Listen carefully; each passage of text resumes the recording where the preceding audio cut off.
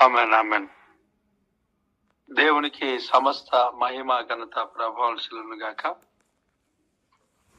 పిల్లరా, నిజంగా ప్రతిరోజు వాక్యం కొరకు కానీ ఇంతకు ముందు ప్రార్థనాంశాలు ఇచ్చినప్పుడు కానీ సమయాన్ని బట్టి ప్రార్థనాంశాలు ఇచ్చినప్పుడు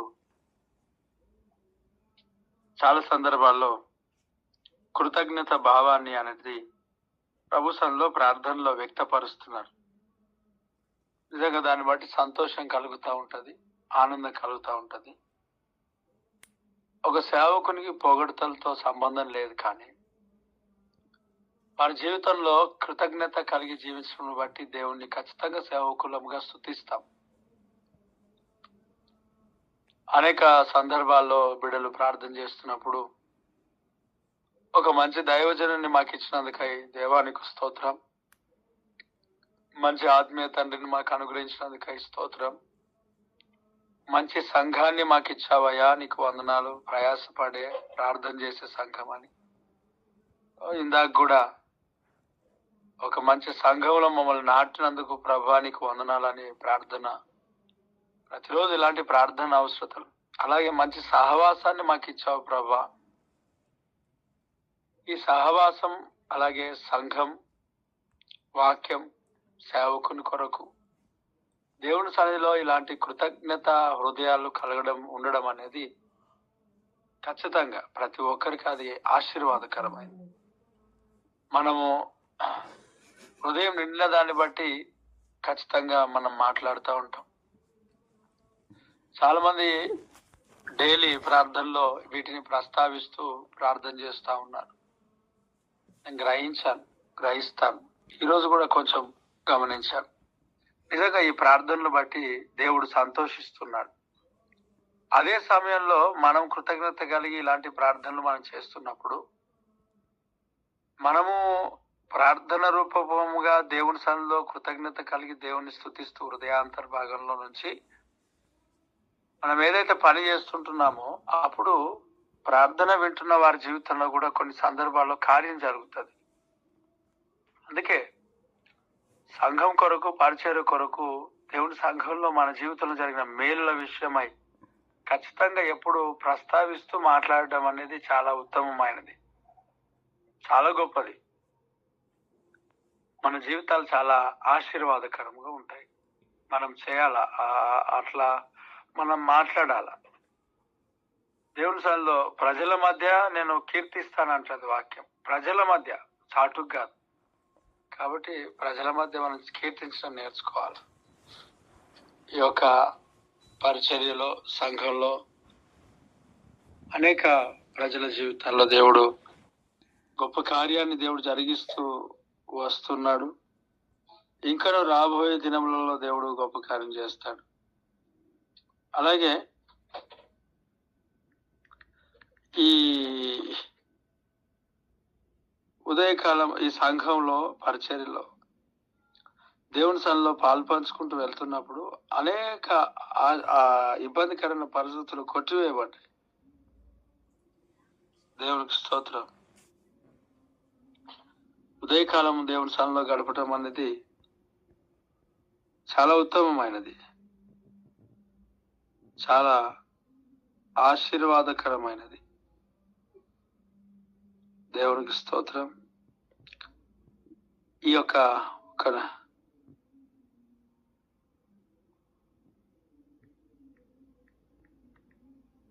చాలా మంది జీవితాల్లో అనేకమైన ఈ యొక్క గొప్ప కార్యాలు, అంటే అనేక సమస్యల నుండి చాలా మంది తప్పించబడ్డారు. Thank you Jesus.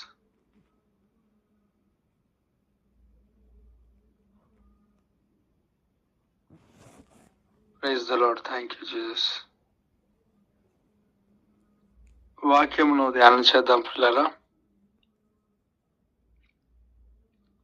నాకు ఆరోగ్యం బాగానే ఉన్నా, నాకేం ప్రాబ్లం లేదు, మూలిగేటట్లుగా అనిపించినా కూడా దేవుని యొక్క మహాకృపను బట్టి బాగున్నా. అయితే కొంత వాయిస్కి నాకు ఎప్పటి నుంచో సమస్య ఉంటుంది ఖచ్చితంగా. ఎందుకంటే అపవాదిగాడు ఎంతో మంది ఒక్క మాట ద్వారా అనేకులు దీవించబడుతున్నప్పుడు వాయిస్ ని నొక్కి పెడతాడు. దేవుడు దాన్ని ఖచ్చితంగా రెస్టోర్ చేస్తాడు. 2 సంవత్సరాలు నా వాయిస్ చాలా పూర్తిగా పాడైన పరిస్థితిలో ఉండటం మీకు తెలుసు. మోషే ఎంత హానికరమైన వాడు, అపవాది యొక్క కోటగొడలు కూల్చడని చిన్నప్పుడే తెలుసు దుష్టునికి. యోసేపు ఎంత డేంజర్ అనేది, తన ప్రజలని దేవుడు ఎలా కాపాడుతాడని అపవాదికి ఎప్పుడో తెలుసు. యేసుక్రీస్తు ప్రభు సాతాను రాజ్యం కోటగోడలు అని యొక్క అపవాది యొక్క తంత్రం లయపరచడానికి వచ్చాడని ఎప్పుడో తెలుసు. కనుక వాడు చిన్నతనంలోనే ఉన్నప్పుడే చంపుదాం అనుకున్నాడు, కానీ వల్ల కాలేదు. సో నా జీవితాన్ని కూడా దేవుడు సాతానుడు అనేక రకాలుగా ఇబ్బంది పెడతా ఉంటున్నాడు. వీటన్నిటి నుంచి ఖచ్చితంగా దేవుడు నన్ను తప్పిస్తున్నాడు, ఇంకా విడిపిస్తాడు, నడిపిస్తాడు. గాడ్ బ్లెస్ మీ. ఆమేన్. ఆ యోబు గ్రంథంలో నుంచి 11వ అధ్యాయము 16వ వచనాన్ని చెప్తా. గాడ్ బ్లెస్ యూ అనే దానికంటే నాకు ఎప్పుడు గాడ్ బ్లెస్ మీ అనడమే నాకు ఇష్టం. నాకు యోబు గ్రంథం 11వ అధ్యాయం 16వ వచనాన్ని నేను చదువుతున్నాను. దేవుడికి స్తోత్రం. నిశ్చయముగా నీ చదవండి, మొత్తం చదవండి. దేవుడికి స్తోత్రం. నిశ్చయముగా నీ దుర్దశను నువ్వు మర్చెదవు, దాటిపోయిన పారు నీటిని జ్ఞాపకం చేసుకున్నట్లు నీవు దానిని జ్ఞాపకం చేసుకునేదవు. దేవుడికి స్తోత్రం. చూడండి, ఒక మంచి దేవుడు శ్రేష్టమైన మాటను ఉదయకాల సమయంలో మాట్లాడుతూ ఉన్నాడు. నిశ్చయంగా నీ దుర్దశను మర్చదు. దుర్దశ అంటే కొన్ని దశలు ఉంటాయి. కొంతమందికి యవన దశ, వృద్ధాపం, అలాగున కొంతమందికి ఆ కాలం దుష్టకాలంగా ఉంటది. ఆ సమయం దుష్ట సమయంగా ఉంటుంది కొంతమందికి. అయితే ఆ దుష్ట సమయం, దుష్ట కాలం, దుర్దశ అంటే ఈ సమయం ఏదైతే అననుకూలమైన పరిస్థితులలో మనం ఉంటామో, చాలని బ్రతుకు, చాలని జీవితం, చాలని యొక్క ఆశీర్వాదం ఎంతైతే మనకు కలిగి ఉంటామో, వీటన్నిటిలో దేవుడు మనకి వస్తున్న ప్రతి వాటి విషయంలో కూడా బాగుపడిన తర్వాత కూడా మనం వీటిని జ్ఞాపకం చేసుకుంటూ బలహీనపరచబడతాం. చాలా మంది జీవితాలు వెనుకున్న వాటిని మనము జ్ఞాపకం చేసుకుంటూ మనము కృంగిపోయి, బాధపడి, ఇబ్బంది పడి చాలా బలహీనపరచబడతాం. అయితే దేవుని సన్నిధిలో అనేక సందర్భాల్లో ఆ దుర్దశలో కూడా మనం ఉంటాం, అనేక సందర్భాలు. సో దేవుడు ఈ దినమున ఒక మాట మనతో దర్శిస్తున్నాడు. ఏమంటే, నిశ్చయముగా నీ దుర్దశను మర్చిపోతావు.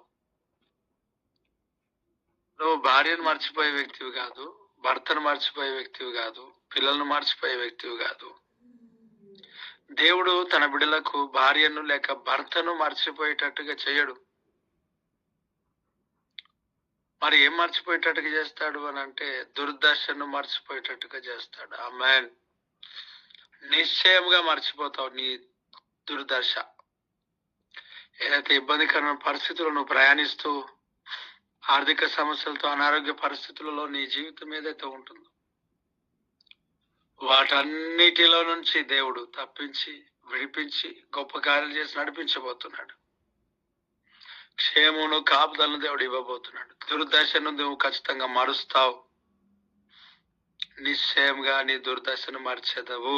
Praise the Lord. ఇది దేవుని మాట.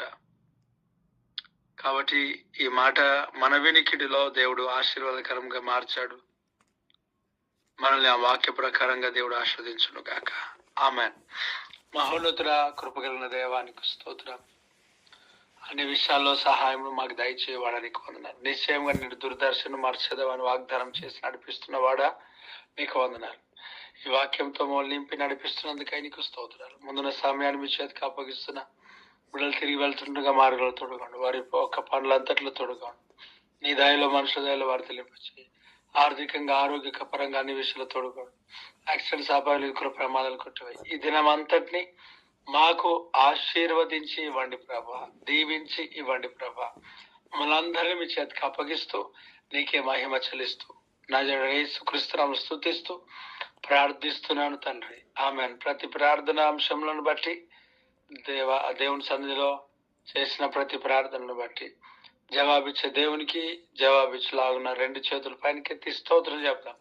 స్తోత్రం, స్తోత్రం, స్తోత్రం, స్తోత్రం, స్తోత్రం, స్తోత్రం, స్తోత్రం, స్తోత్రం.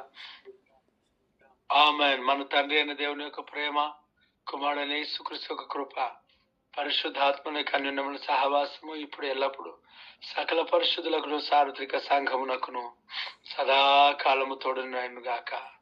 ఈ గూగుల్ మీట్ లో ఉన్న వారికి కూడా సదాకాలం తోడును గాక. ఆమేన్. నా కొరకు